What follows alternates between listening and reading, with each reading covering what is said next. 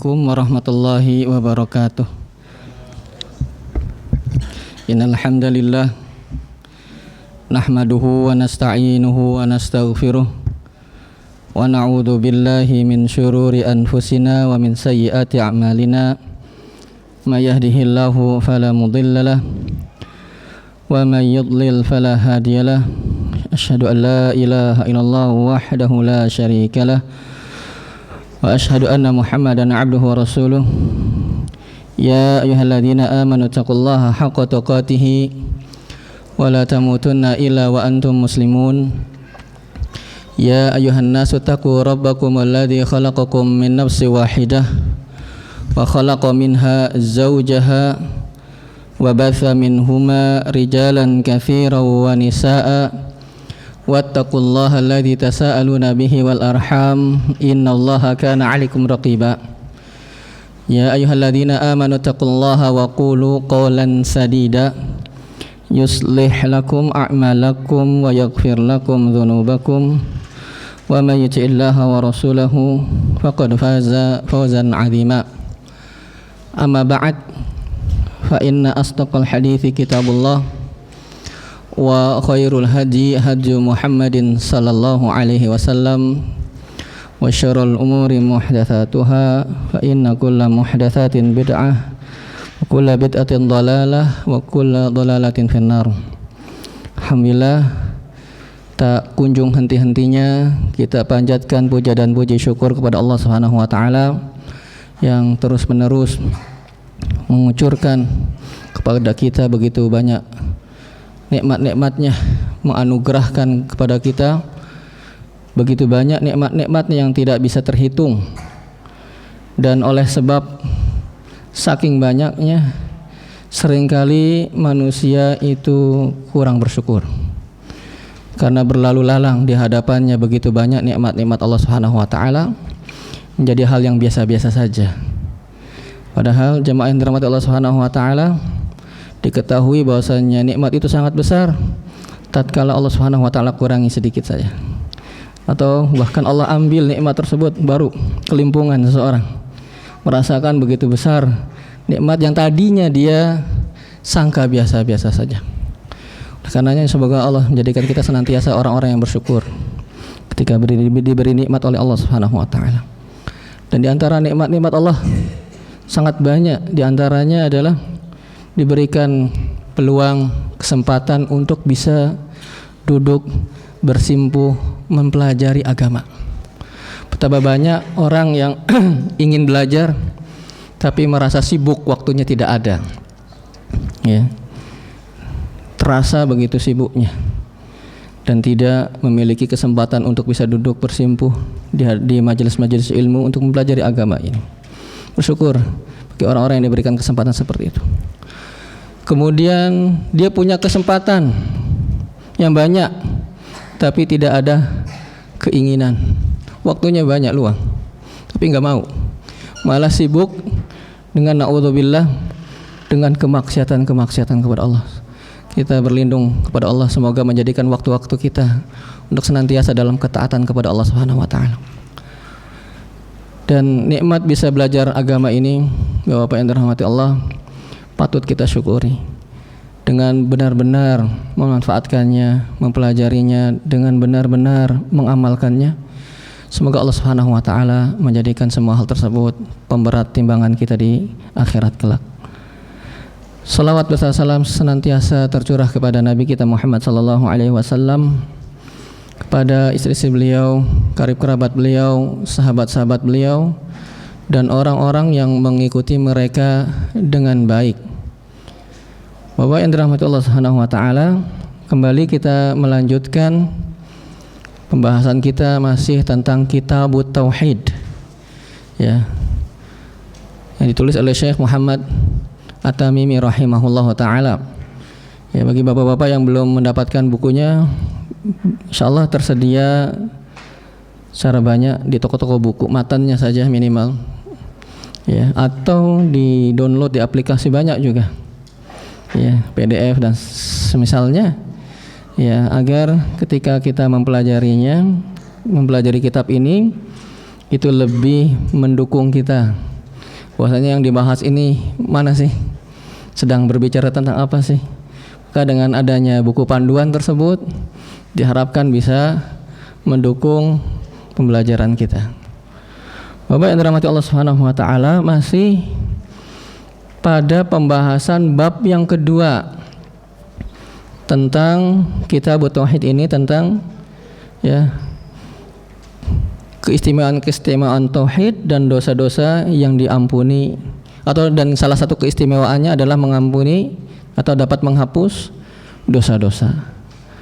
Dan telah sampai pula pembahasan kita pada hadis yang beliau nukil, ya, hadis yang diriwayatkan oleh Imam Bukhari dan Muslim, yang di dalam hadis tersebut pada intinya terdapat keutamaan tauhid.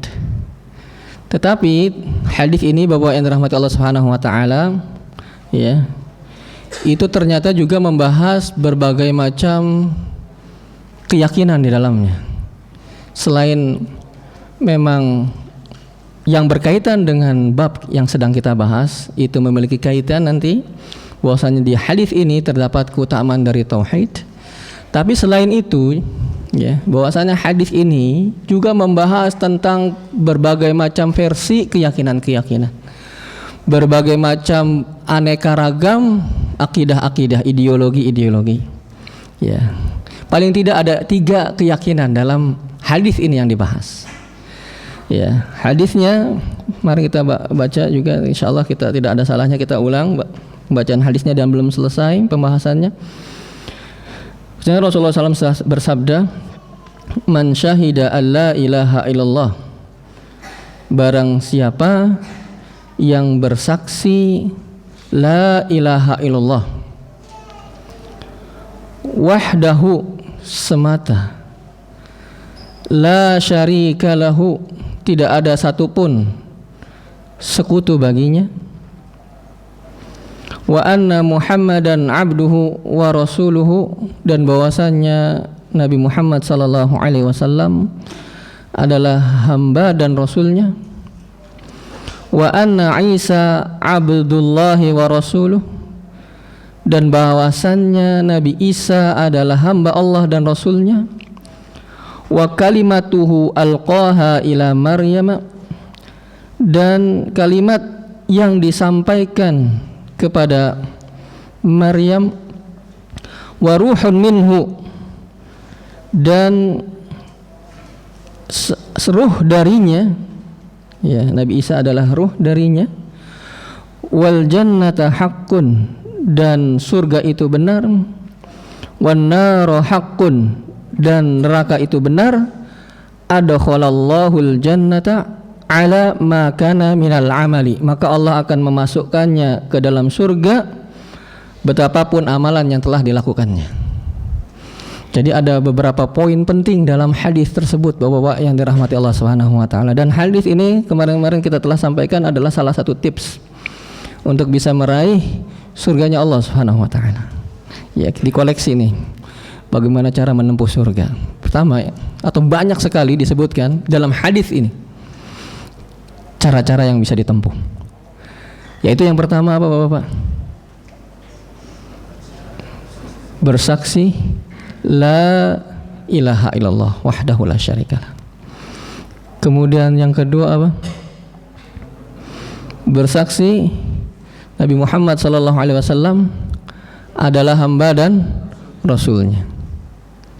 Poin yang kedua apa tadi? Bersaksi bahwasanya Nabi Muhammad sallallahu alaihi wasallam adalah hamba dan rasulnya. Kemudian poin yang ketiga apa? Bersaksi bahwasanya Nabi Isa adalah hamba dan rasulnya. Poin yang ketiga. Iya.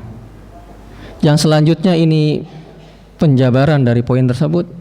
Wa kalimatuhu alqaha ila Maryam, dan kalimat yang Allah berikan kepada Maryam. Nanti kita bahas maksudnya apa itu. Wa ruhun minhu, dan ruh darinya. Kemudian yang keempat apa? Wal jannata haqqun, dan surga itu benar adanya,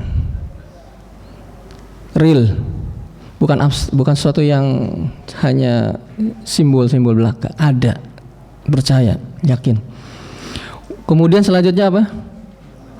Wan naru haqqun, dan neraka itu benar. Maka ketika 5 poin ini dimiliki oleh seseorang, maka janji Allah Subhanahu wa taala melalui lisan Nabi SAW bagaimana?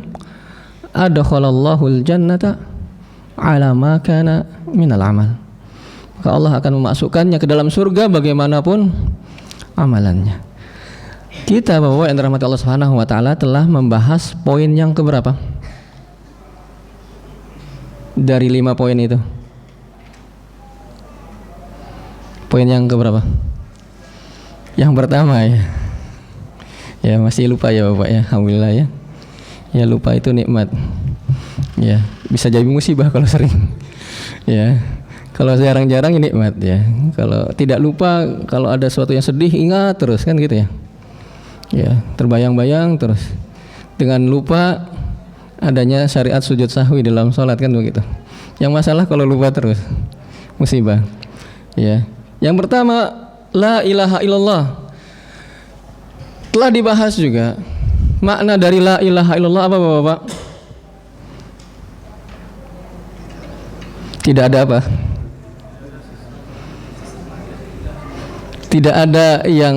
Tidak ada satupun sesembahan, sesuatu yang diibadahi dengan benar kecuali Allah. Itu makna yang sempurna tentang la ilaha illallah. Telah kita bahas pada pertemuan yang kemarin. Ya, kronologis kenapa bisa maknanya seperti itu. Coba bisa lihat nanti. Ya. Ya, bisa dilihat nanti di pelajaran sebelumnya. Terekam insyaallah, alhamdulillah. Ya. La ma'buda bihaqqin illallah. Tidak ada satupun yang diibadahi, yang berhak diibadahi dengan benar kecuali Allah. Kronologisnya pada pertemuan sebelumnya. Nah, sekarang kita akan sedikit lanjutkan Bapak-bapak yang dirahmati Allah. Ada beberapa versi kesalahan dalam memaknai la ilaha illallah. Ya, salah dalam memaknai la ilaha illallah. Yang pada prinsipnya secara umum kesalahan tersebut adalah salah dalam memaknai makna ilah. Apa sih makna ilah? Ya. Dan yang kedua, kesalahan tersebut ya adalah salah dalam menetapkan khobar la. Ya. Khobar la apa itu? Dilihat pada pelajaran sebelumnya. Kok dibahas lagi habis lagi nanti. Ya. 2 kesalahan paling tidak. Salah dalam memaknai arti ilah, la ilaha, dan salah dalam menetapkan khobar la. Ya. Kalau penasaran tadi ya, silakan lihat sebelumnya. Nah, beberapa kekeliruan adalah memaknai la ilaha illallah, memaknai ilah itu maujud artinya. Ilah, la ilaha illallah berarti la maujuda illallah. Tidak ada yang ada, maujud itu artinya ada ya. Tidak ada sesuatu yang ada, melainkan itu adalah Allah. Tidak ada sesuatu yang ada, melainkan dia adalah Allah. Ketika melihat makhluk, makhluk itu Allah. Ketika melihat suatu benda itu Allah. Ada nggak keyakinan seperti itu Bapak? Pernah dengar nggak? Pernah dengar? Ada di kisah-kisah dulu ya, dongeng-dongeng di Indonesia. Kita melihat sesuatu itu apa? Itu Allah. Melihat batu itu Allah. Pohon itu Allah. Menyatunya Allah dengan makhluk. Ya, kalau bahasa Inggrisnya apa? Bahasa Inggris apa bahasa Jawa? Manunggaling qaula Gusti. Ya, ada. La maujuda illallah. Semua yang ada itu hakikatnya Allah. Gitu. Itu salah, keliru. Ya, karena salah memahami makna ilah. Itu yang pertama. La maujuda illallah. Kemudian yang kedua, ini sedikit parahnya, sedikit porsinya sedikit lebih mendingan, tetapi parah, masih salah, fatal salahnya. Memaknai la ilaha illallah dimaknai dengan la ma'buda maujuda illallah, ditambahkan ma'bud. Tidak ada suatu yang diibadahi, ya, melainkan itu adalah Allah. Jadi setiap yang diibadahi itu adalah Allah. Betul tidak Bapak-bapak? Setiap yang diibadahi adalah Allah. Ini perlu mikir pelan-pelan ya. Tidak ada sesuatu yang diibadahi melainkan itu adalah Allah. Ya repot ya kalau keliruan-keliruan itu Bapak. Betul apa salah pernyataan tersebut? Ya kenapa sekarang? Kenapa salah? Konsekuensinya setiap yang diibadahi, mau benar mau salah, itu adalah Allah, kan gitu. Iya. Mau beribadah kepada Nabi, pokoknya itu Allah. Beribadah kepada pohon, pohon itu Allah. Ya, la ma'buda maujuda illallah. Kemudian yang ketiga, masih dalam kekeliruan memaknai ilah. Ilah dimaknai dengan khaliq. Khaliq artinya apa? Pencipta. Berarti la ilaha illallah maksudnya adalah la khaliqa illallah. Artinya apa? Tidak ada satupun pencipta kecuali Allah. Statement ini benar atau tidak? Tidak ada satupun yang maha pencipta kecuali Allah. Betul tidak? Ya, mirip-mirip ya Bapak. Ya, betul, pertanyaannya betul atau tidak?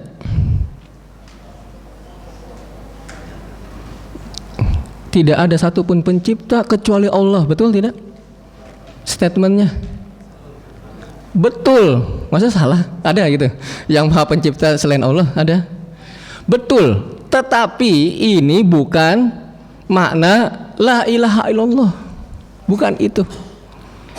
Betul pernyataan tidak ada satupun yang maha pencipta kecuali Allah. Pernyataan itu betul. Tapi itu bukan makna dari la ilaha illallah. Karena kalau ini makna la ilaha illallah, orang-orang musyrikin juga percaya itu. Bahkan setan pun percaya Allah maha pencipta. Khalaqtani minan nar wa khalaqtahu min tin. Kan percaya. Iya. Maka betul statement itu, tapi bukan makna dari la ilaha illallah. Ya. Seperti yang maha memberi rezeki adalah Allah, betul. Tapi itu bukan makna dari la ilaha illallah. Dan makna yang benar Bapak-bapak yang dirahmati Allah adalah la ma'buda bihaqqin illallah. Tidak ada satupun yang berhak untuk diibadahi dengan benar kecuali Allah. Ya. Bapak yang dirahmati Allah Subhanahu wa taala. Kemudian pada kalimat yang sebelumnya dalam redaksi hadis, wahdahu, semata, la syarika lahu, tidak ada satupun sekutu baginya. Ini adalah menguatkan dari makna la ilaha illallah. Karena makna atau la ilaha illallah itu memiliki dua rukun utama di dalam kalimat la ilaha illallah. Yang pertama apa rukunnya Bapak? Ya, kalau diurutkan dari la ilaha illallah berarti yang pertama apa? An-nafyu, ya. La ilaha. Nafyu itu maksudnya apa? Maksudnya menolak, meniadakan, menolak semua bentuk peribadahan. Itu namanya an-nafyu. Dan rukun yang kedua dari la ilaha illallah adalah al-isbat. Ya, sidang isbat itu Bapak, penetapan itu loh. Ya, itu seperti isbat. Yaitu menetapkan bahwasannya yang hanya boleh diibadahi dengan benar, yang berhak mendapatkan peribadahan adalah Allah Subhanahu wa taala. Itu rukun dari la ilaha illallah. Yang pertama an-nafyu dari lafaz apa? La ilaha. Yang kedua al-itsbat dari lafaz illallah. Ya. Maka Bapak yang dirahmati Allah Subhanahu wa taala, demikianlah tauhid. Tauhid seseorang itu disebut sempurna tatkala dia mencakup dua hal ini, yaitu an-nafyu dan isbat. Iya. Kalau an-nafyu saja tidak sah tauhidnya, meniadakan semua sesembahan, ya, mulhid dia, ateis dia. Ya. Atau ya pokoknya ya beribadah sama siapa sajalah gitu ya. Menafikan al-itsbat. Ya, menafikan hanya peribadahan hanya kepada Allah saja. Ya beribadah ya bolehlah masing-masing. Ya, yang A ibadahnya ke A, yang B ibadahnya ke B. Terserah masing-masing. Maka cacat tuh tauhidnya. Ya, belum sempurna tauhid seseorang sampai dia menafikan semua sembahan selain Allah dan menetapkan hanya Allah Subhanahu wa taala adalah satu-satunya yang berhak diibadahi dengan benar. Ya. Jadi pemahaman semua agama benar, tauhidnya perlu dibenahi. Ya.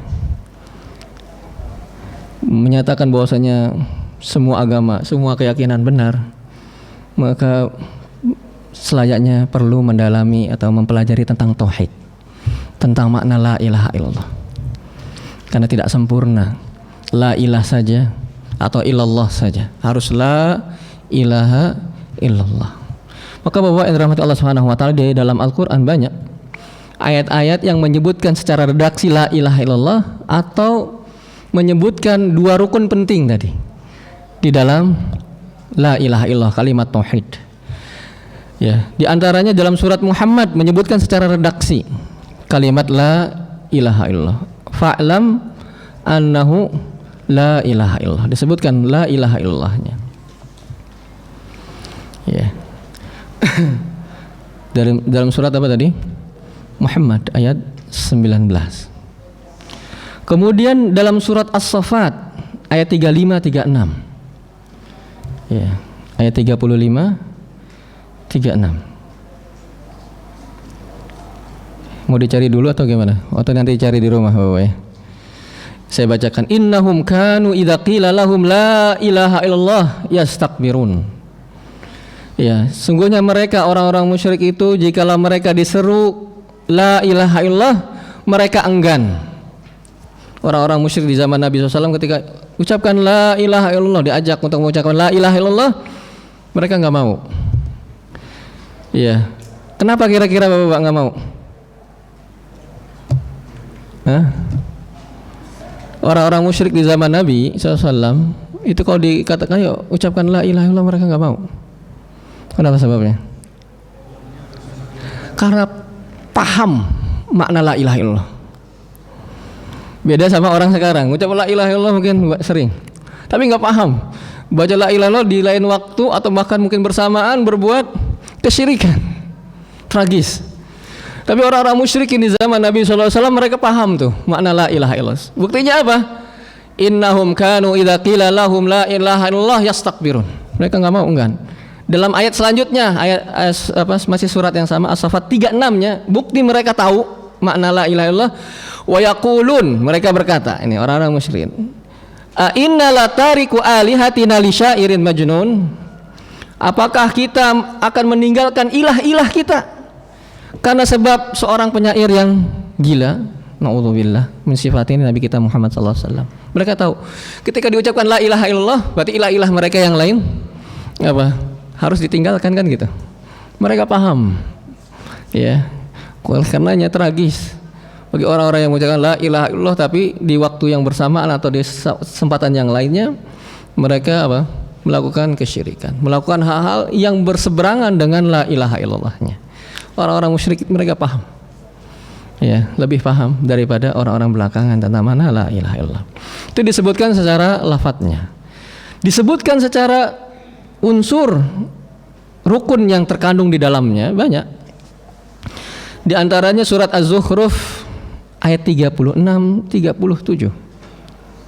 Ini tidak disebutkan la ilaha illallah. Ini semua ayat-ayat ini berbicara tentang tauhid, yaitu ada kandungan la ilaha illallah secara redaksinya, dan juga ada yang menyebutkan redaksinya bukan la ilaha illallah tapi intinya, yaitu an-nafyu wal itsbat.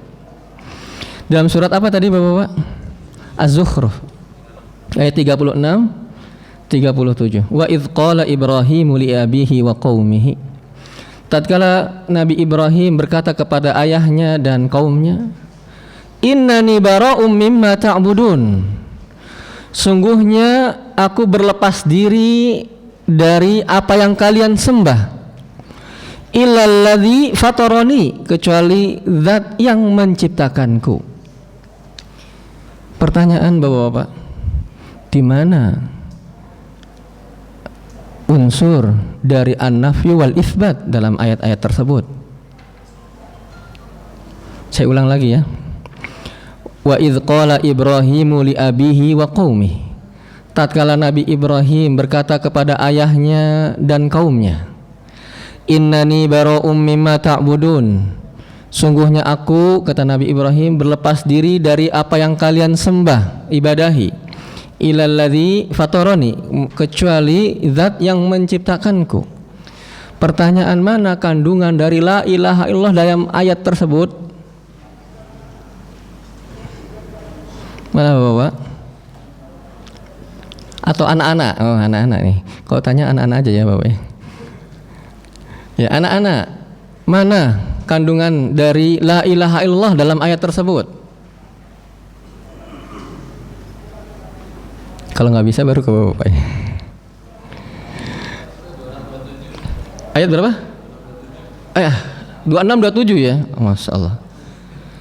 Jazakallah khair. Kalau saya salah tolong disampaikan. Ayatnya bukan 36 Bapak, 26, afwan. 26. Ya, 26 27. Ya. Mana kandungan dari la ilaha illallah dalam ayat tersebut? Jazakallah khair.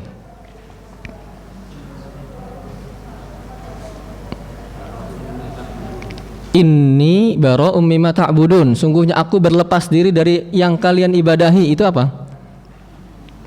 An-nafyu, mumtaz.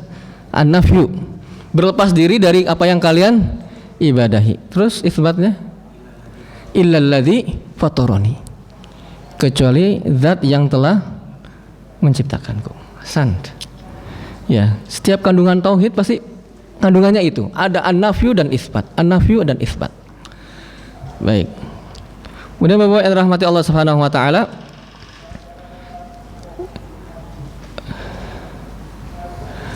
dalam banyak ayat tadi yang masih berbicara tentang an-nafyu wal isbat, itu antara an-nafyu dan isbat merupakan satu hal yang tidak bisa saling terlepas satu sama lain, satu paket ya. Gak bisa an-nafyu saja atau isbat saja.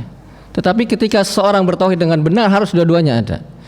Mengingkari semua bentuk peribadahan, peribadahan yang boleh hanya Allah Subhanahu wa taala. Dalam banyak ayat Allah berfirman, wa'budullaha wa la tusyriku bihi syai'a.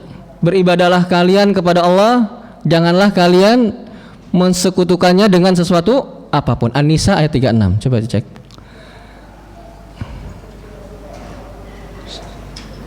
Ya, wa'budullaha wa la tusyriku bihi syai'a.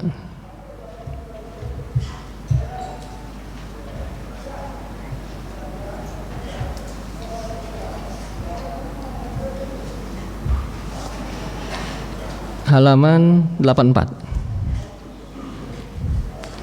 Wa'budullaha wa la tusyriku bihi syai'a. Beribadahlah kepada Allah, janganlah kalian mensekutukannya dengan sesuatu apapun. Mana an-nafyu dan isbatnya?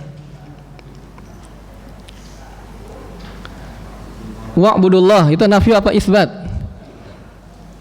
Hah? Tadi an-nafyu ngomong-ngomong apa sih Bapak? Menolak, meniadakan. Al-isbat apa? Menetapkan. Baik. Wa'budullaha wa la tusyriku bihi syai'a. Mana nafyu, mana isbat? Wa'budullah apa? Isbat. Wa la tusyriku bihi syai'a, an-nafyu. Al-Baqarah 256.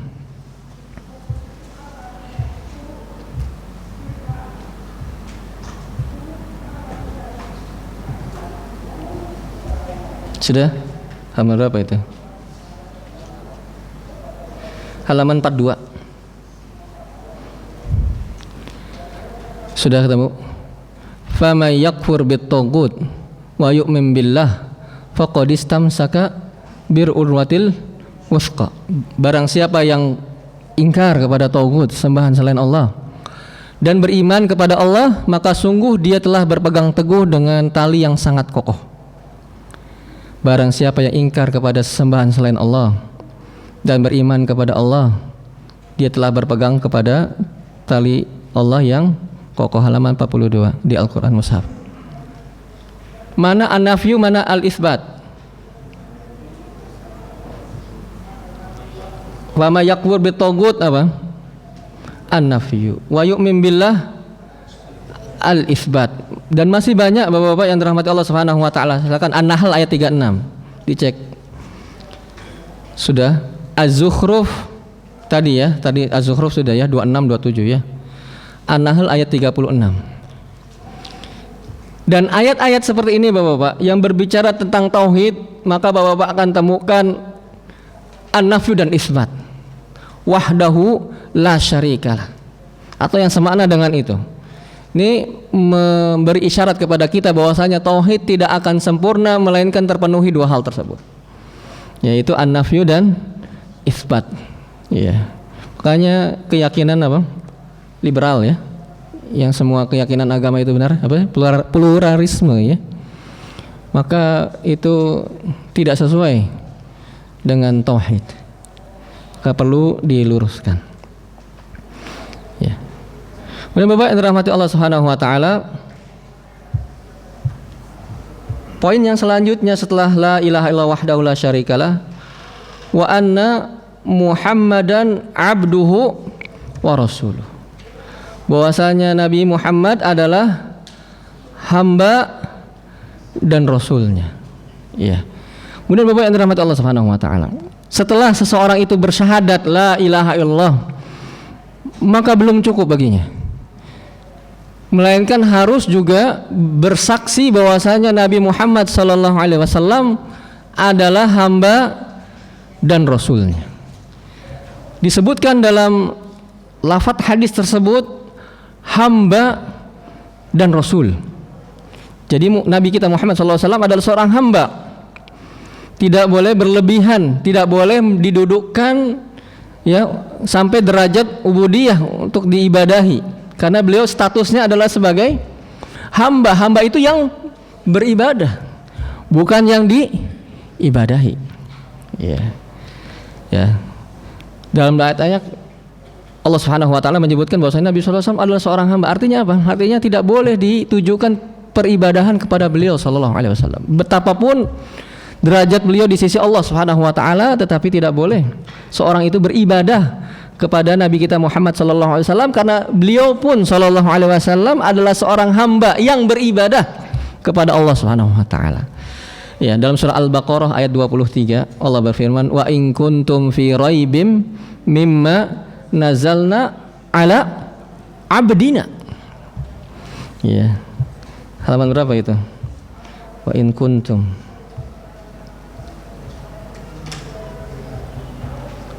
fi raibim mimma nazalna, 4, halaman 4. Wa in kuntum fi raibim mimma nazalna ala abdina. Jikalau engkau ragu atau kalian ragu terhadap apa yang diturunkan, yaitu berupa Al-Quran, kepada hamba kami, hambaku, kata Allah Subhanahu wa taala. Sudah azan ya? Sudah azan? Apa di HP udah azan? Sebenarnya jam berapa? Sudah masuk. Baik. Ya, insyaallah kita akan lanjutkan Bapak yang dirahmati Allah Subhanahu wa taala, poin kedua ini, yaitu tentang persaksian bahwasanya Nabi Muhammad SAW adalah hamba dan rasulnya, atau sekilas bahwasanya ini perlu digarisbawahi, tidak boleh kepada Nabi SAW itu dua hal, yaitu ifrat wa tafrid. Ya, tidak boleh meremehkan beliau, ya, tidak boleh overdosis dalam menyanjung beliau SAW. Dua hal tersebut, karena beliau adalah seorang hamba dan seorang rasul. Seorang hamba tidak diibadahi, seorang rasul tidak didustakan. Ya, maka dibenarkan semua apa yang datang dari beliau sallallahu alaihi wasallam, ya, baik dari hadis-hadis yang sahih. Nanti insyaallah kita akan bahas pada pertemuan yang selanjutnya. Allahu a'lam bishawab. Apabila ada yang ingin disampaikan, kami persilahkan sebelum ditutup.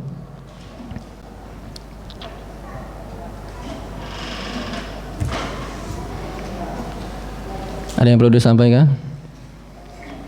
Ya.